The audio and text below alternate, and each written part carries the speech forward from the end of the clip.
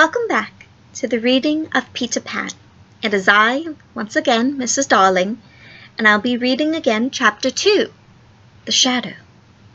When we last left off, the boy Peter Pan had arrived at the nursery and gave me quite a start, and he was none too happy to see me. So, I screamed, of course, as if in the answer to a bell. The door opened, and Nana entered, returning from her evening out.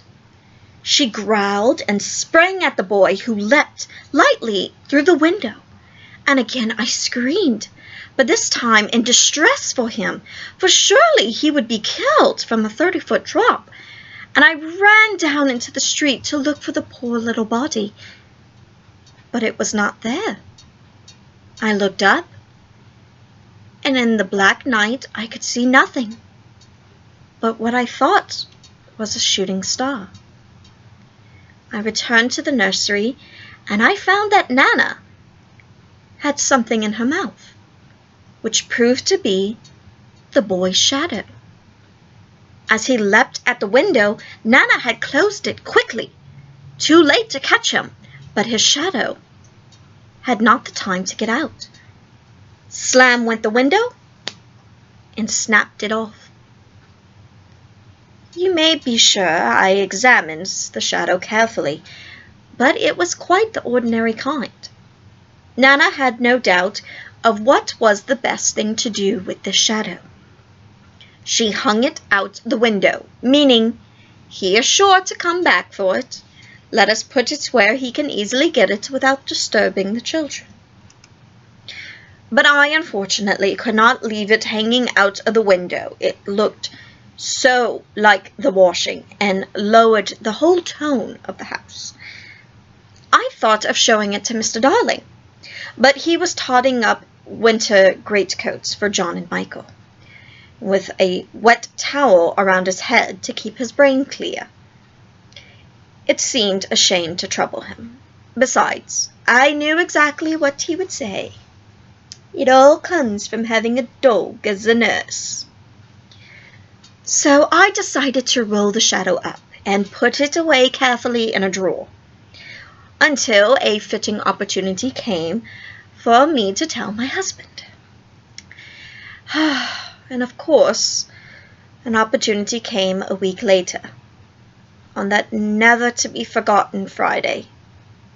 Of course, it had to be a Friday.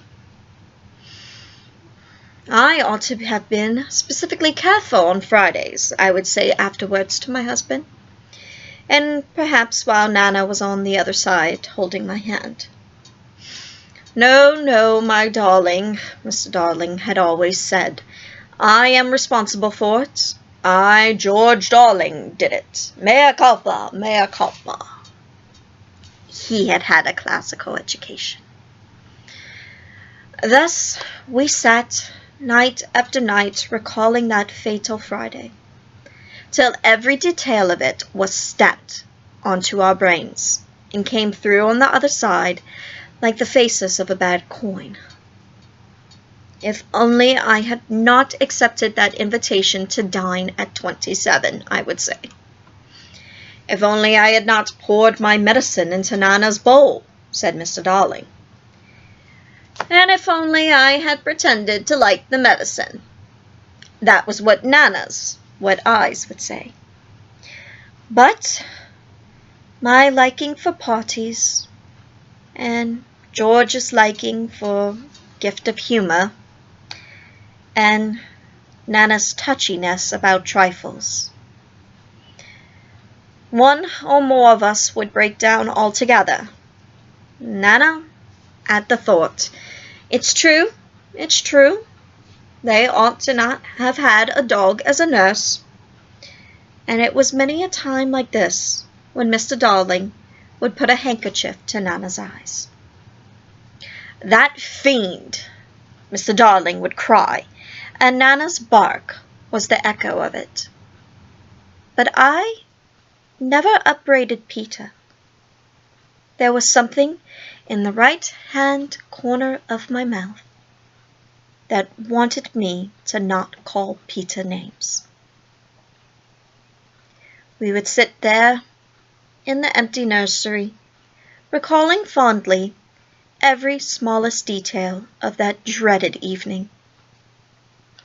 It had begun so uneventfully, and so precisely like hundreds other evenings, with Nana putting on the water for Michael's bath, and then carrying him to it on her back. "I won't go to bed," he would shout, like one who still believes that he had the last word on the subject. I won't, Nana. It isn't 6 o'clock yet.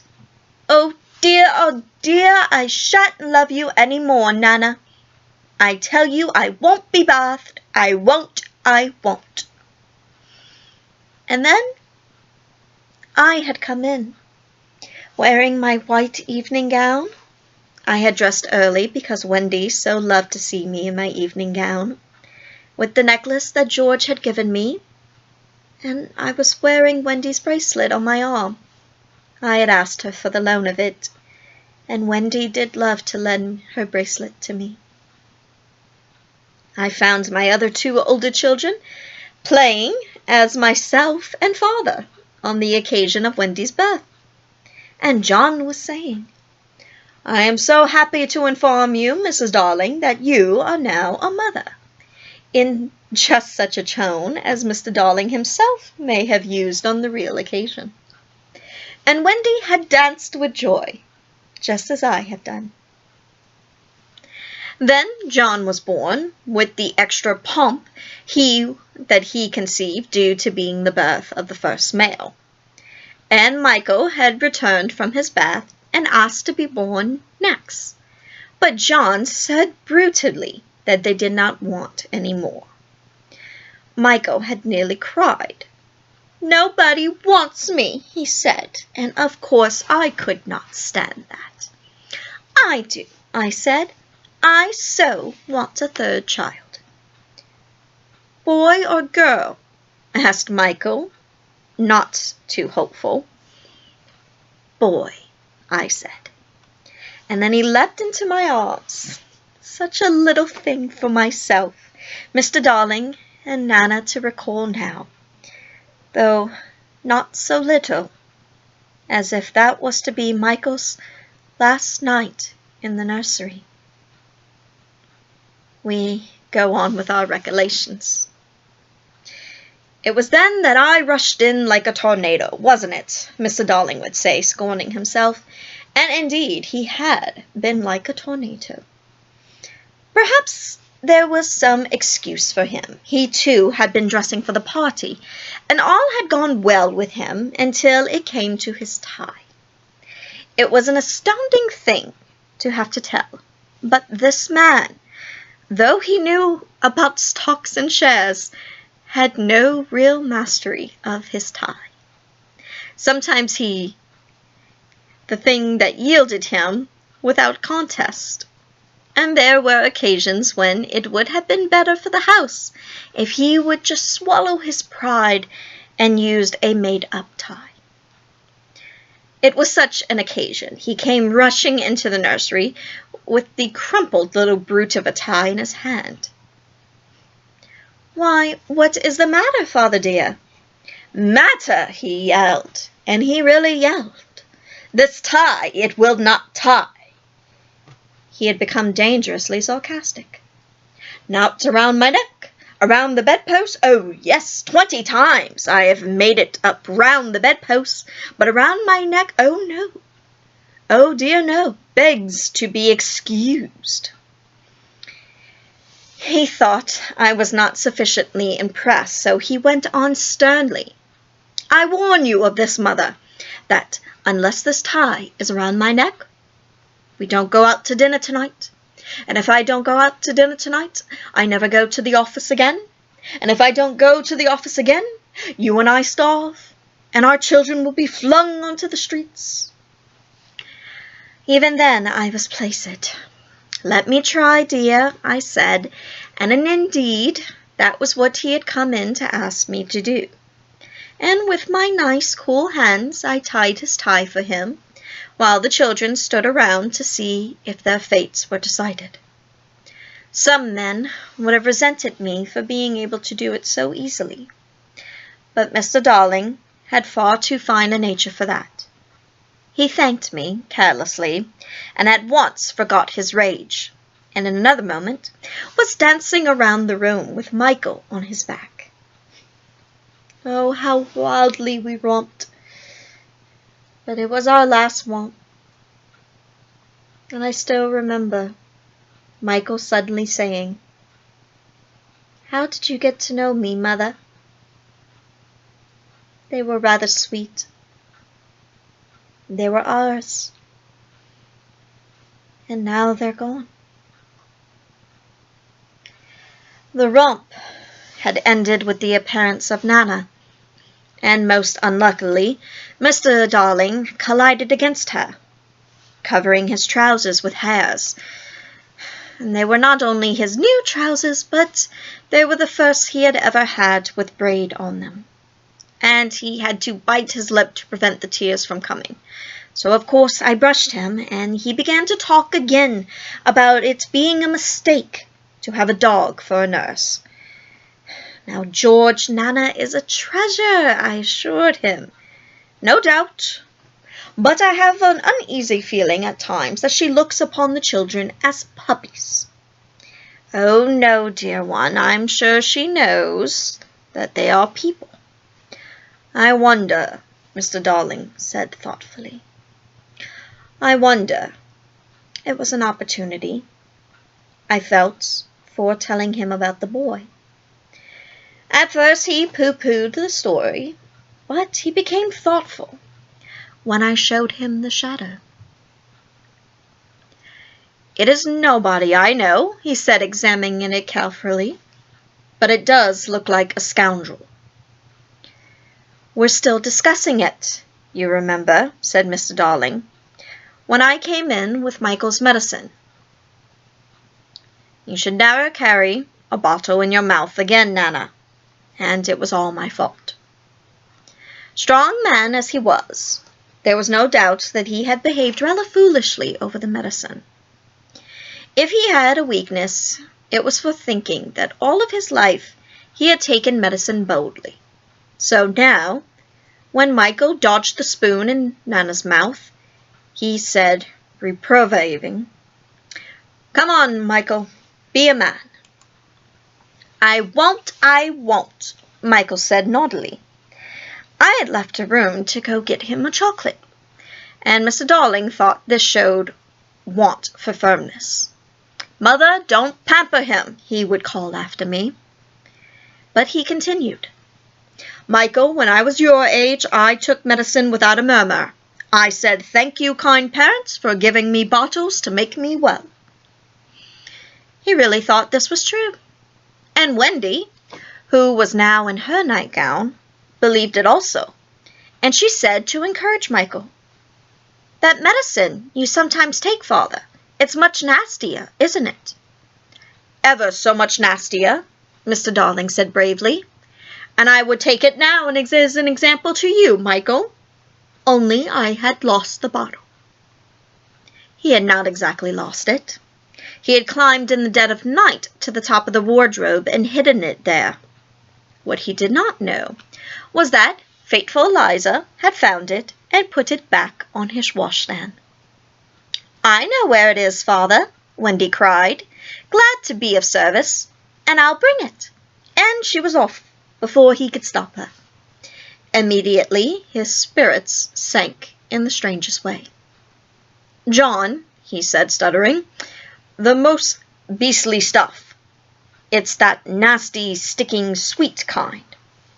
It will soon be over, Father, John said cheerfully, and then in rushed Wendy with the medicine in a glass. I've been as quick as I could, she panted. You have been wonderfully quick, the father retorted, with a vindictive politeness that was quite thrown away upon her. Michael first, he said dodgingly. Father first, said Michael, who was of a suspicious nature.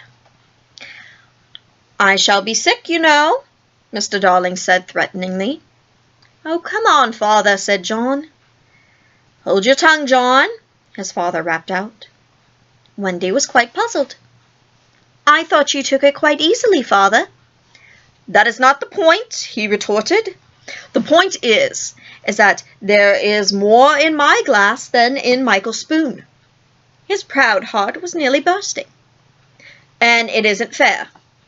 I would say it, though it were my last breath. It isn't fair. Father, I am waiting, said Michael coldly.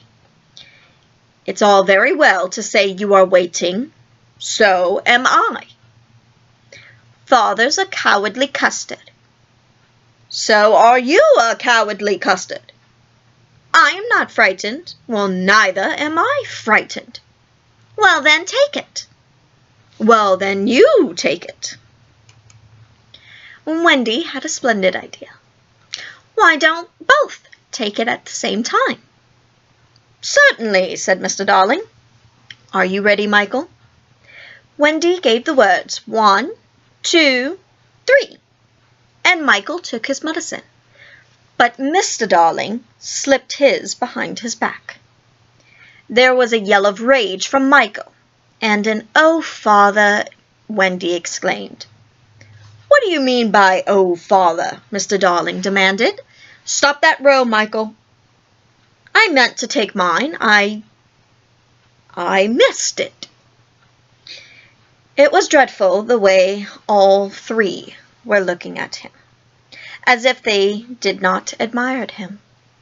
Now look here, all of you, he would say entreatingly, as soon as Nana had gone into the bathroom. I have just the thought of a splendid joke. I shall pour my medicine into Nana's bowl, and she will drink it, thinking it is milk. It was indeed the color of milk, but the children did not have their father's sense of humor, and they looked at him reproachfully as he poured the medicine into Nana's bowl. What fun, he said doubtfully, and they did not dare to expose him when I and Nana returned.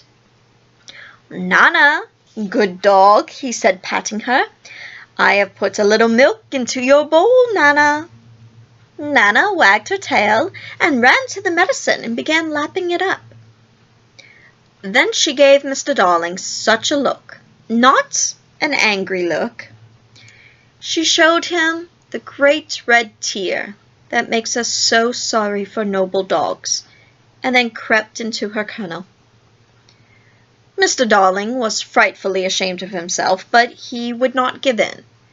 And in a horrid silence I smelt into the bowl and said, Oh, George, it's your medicine. It was only a joke, he roared, and I comforted my two boys while Wendy hugged Nana.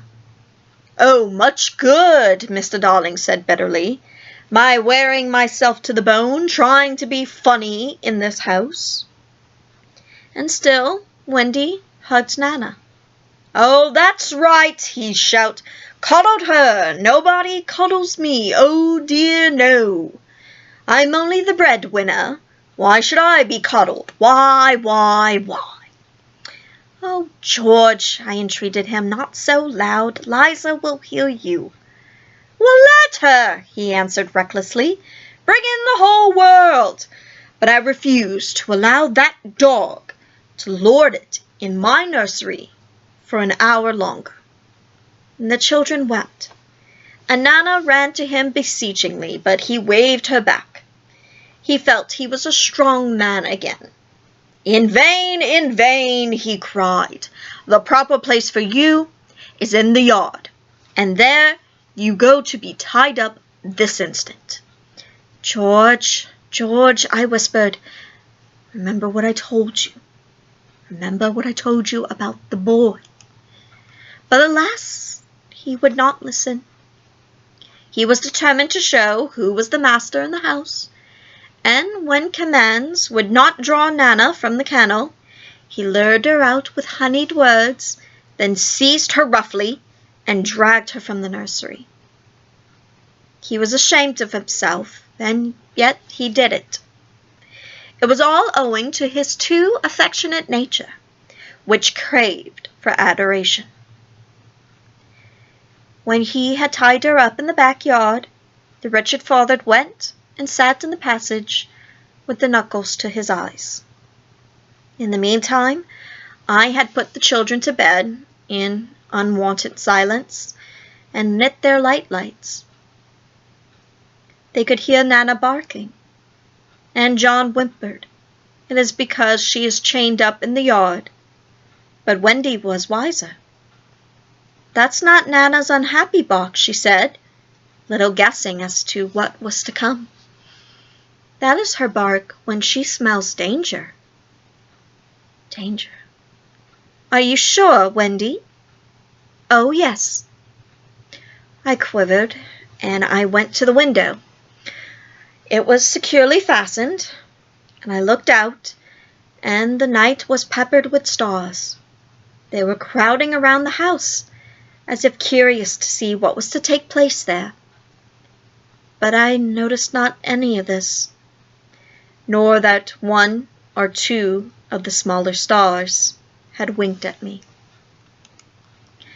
Yet a nameless fear had clutched my heart, and it made me cry. Oh, how I wish I was not going to a party tonight. And even then, Michael, already half asleep, knew that I was perturbed, and he asked, "Can anything harm us, Mother, after the night lights are lit?" "Nothing, precious," I said, "for they are the eyes a mother leaves behind her to guard her children." I went from bed to bed, singing enchantments over them, and little Michael flung his arms around me. "Mother," he cried, "I'm glad of you."